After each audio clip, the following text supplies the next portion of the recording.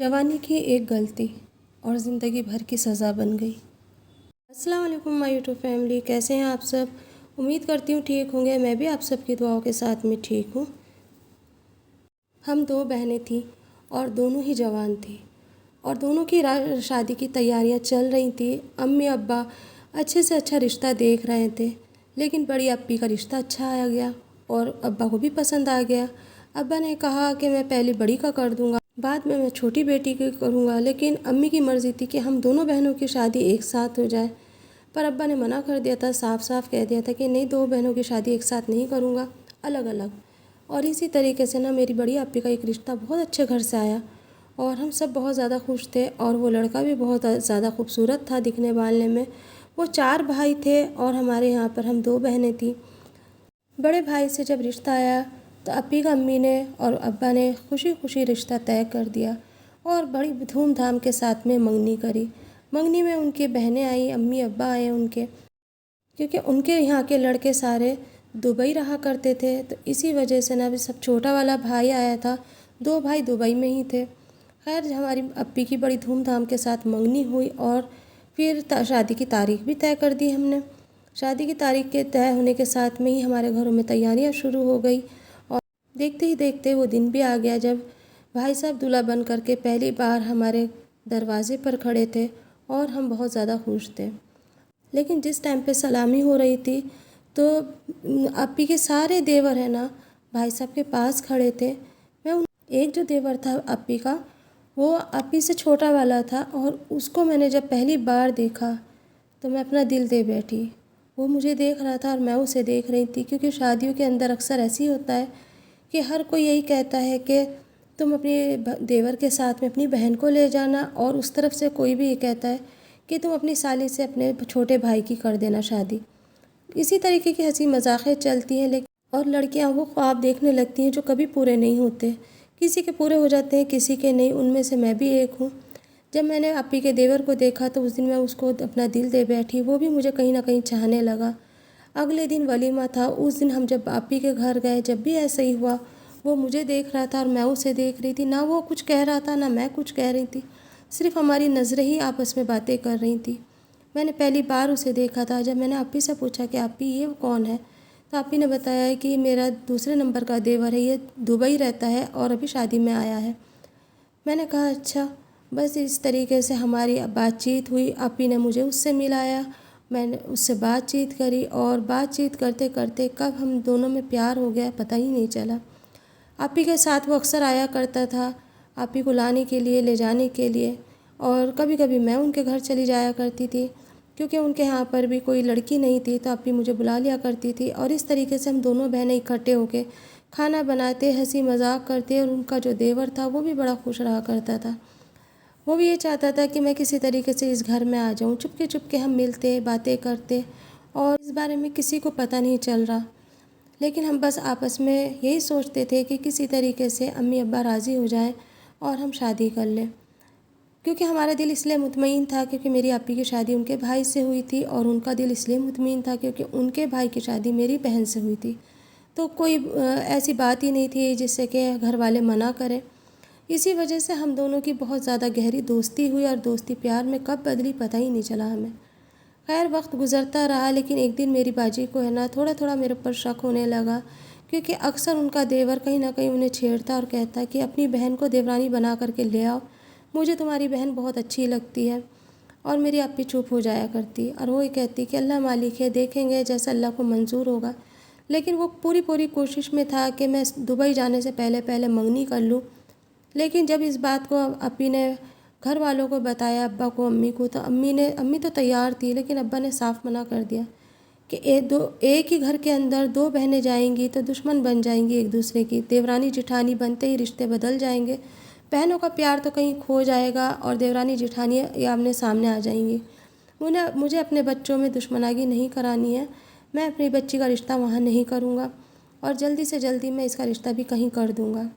ये बात जब उस लड़के को पता चली तो वो भी कहीं ना कहीं नर्वस सा हो गया, और जब मुझे पता चली मैं तो बिल्कुल ही टूट गई। हर चंद चाहा, हर कोशिश करी किसी तरीके से इन लोगों को मना ले, लेकिन कोई नहीं माना और वो हार करके दुबई चला गया। جب وہ دبئی جا رہا تھا، آخری ملاقات میری جب اس سے ہوئی، میں بھی بہت روئی، وہ بھی بہت رویا، اور اس نے کہا اللہ توکل پہ رہو، کچھ نہ کچھ تو اللہ کرے گا، میں ایک چکر کاٹ کے آتا ہوں، کیا پتہ یہ لوگوں کا من بدل جائے اور ہماری شادی کے لیے وہ راضی ہو جائیں۔ بس وہ تو وہاں سے چلا گیا، لیکن میرے دل کے اندر اپنا پیار چھوڑ کر چلا گیا۔ میں اس کی یاد میں رویا کرتی، تڑپا کرتی، رات دن دعائیں کرتی، جو جیسا کہتا ویسا کرتی، امی سے ابا سے سب سے منتیں کری، لیکن کوئی نہیں مانا۔ اور اس کے بعد میں میرا ایک رشتہ آیا اور ابا نے نا آنن پانن میں میری شادی کی تاریخ طے کر دی۔ جب میں نے اسے بتایا کہ میری شادی ہو رہی ہے تو اس نے کہا میں اتنا مجبور ہوں، کمپنی میں ہوں، وہاں سے میں آ بھی نہیں سکتا، اب تم کیا کرو گی، کیسے کرو گی؟ تو بس ہار کر کے مجھے وہ شادی کرنی پڑی۔ میری اپی نے بھی کہہ دیا تھا کہ دیکھو یہ قسمت کے جوڑے ہوتے ہیں، جہاں قسمت ہوتی ہے وہیں انسان جاتا ہے، صبر کرو، شکر کرو، کیا پتہ مجھ سے بہتر، مجھ سے اچھا ہو تمہارے یہاں پہ۔ پر میں تو اسے دل دے چکی تھی، اور بس شادی کر کے میں اس آدمی کے ساتھ جس سے میں محبت نہیں کرتی تھی، نفرت کرتی تھی، اور میں چلی گئی اپنی سسرال جا کر کے میرا دل بالکل بھی نہیں لگتا تھا، نہ اس سے بات کرنے کو دل کرتا، نہ اس کو پوچھنے کے لیے دل کرتا، اور میرا من بجھا رہتا۔ اب تو میرے پاس فون بھی نہیں تھا کہ میں اس سے باتیں کر لوں، اور بس میں بجھی رہتی تھی۔ ایک دن امی نے مجھے کہا کہ میں 4-5 دن کے لیے تمہیں اپنے گھر کے لیے بلا رہی ہوں، تم کپڑے تیار کر لو، اور میں خوشی خوشی امی کے گھر پہنچ گئی۔ نروس تو رہتی تھی سسرال میں، لیکن میں نے سوچا امی کے یہاں جاؤں گی تو تھوڑا میرا دل بہل جائے گا، اور میں امی کے یہاں چلی گئی۔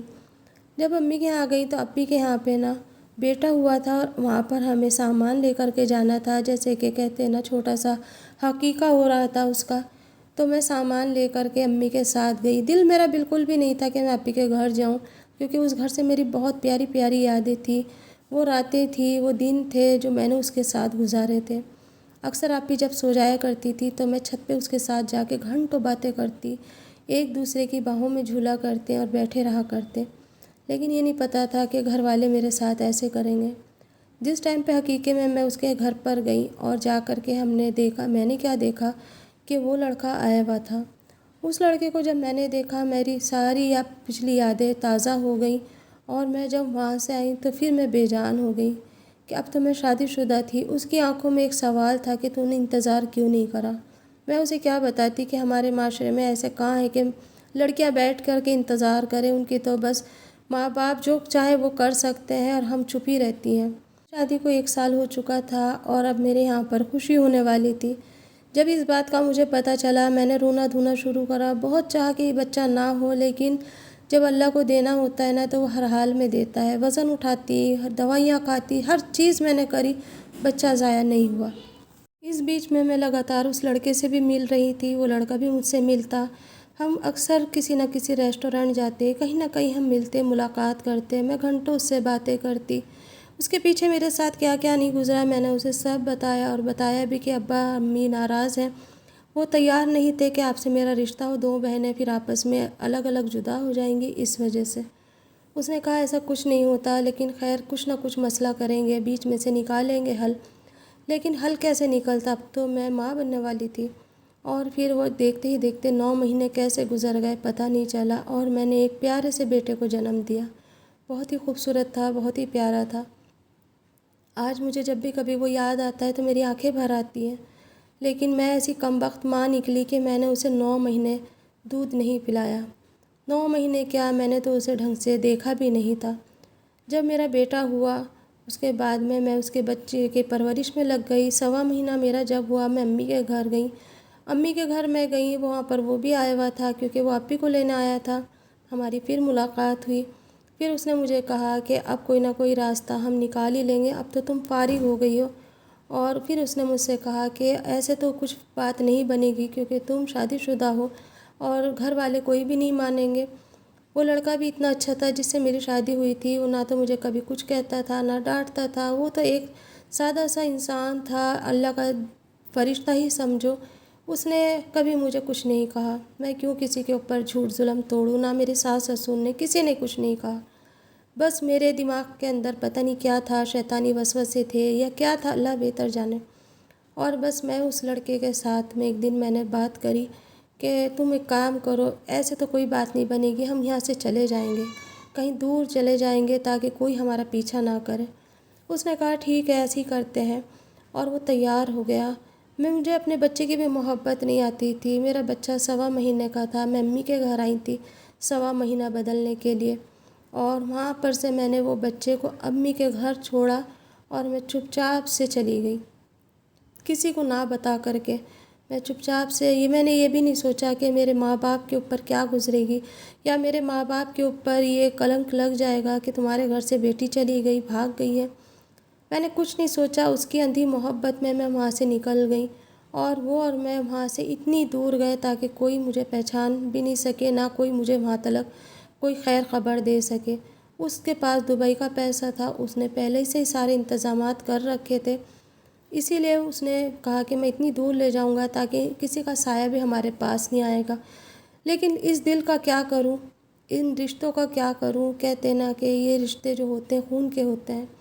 کچھ وقت تک تو ہم بہت اچھے سے رہے، میں بھی بہت خوش تھی اس کے ساتھ، اس نے میرے ساتھ باقاعدہ نکاح کرا، جبکہ میرا طلاق نہیں ہوا تھا اور نکاح ہو بھی نہیں سکتا، جائز بھی نہیں ہے، لیکن پھر بھی ہم نے اپنے دل تسلی کے لیے نکاح کر لیا، اور پھر ہم دونوں ساتھ رہنے لگے۔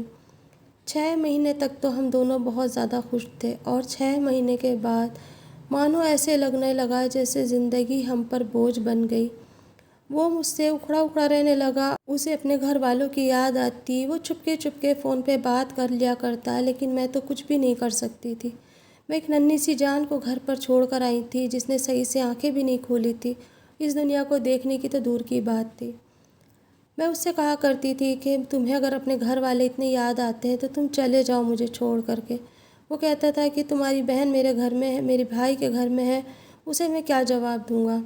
نہ تو میں ادھر کا رہا نہ ادھر کا رہا، پتہ نہیں کیا ہوا ہمارے آپس میں بیچ میں کہ زندگی ہماری بد سے بدتر ہوتی چلی گئی۔ کبھی کبھی تو ہم میں آپس میں اتنی لڑائیاں ہوتی کہ وہ پوری رات نہیں آتا اور میں پریشان رہتی۔ زندگی گزارنے کو تو گزر رہی تھی، لیکن آج بھی وہ ایک کسک باقی ہے، ایک دل کے اوپر وہ چھاپ باقی ہے جو میں لگا کر گئی تھی۔ اتنی بڑی زندگی کی غلطی میں نے کری، اور اس کی سزا مجھے کچھ اس طریقے سے ملی جو میں آپ لوگوں کو بتاتی ہوں۔ آج میری شادی کو، جو میں نے دوسری شادی کری تھی، 7 سال ہو چکے ہیں، لیکن اب تک میں کبھی ماں نہیں بن پائی۔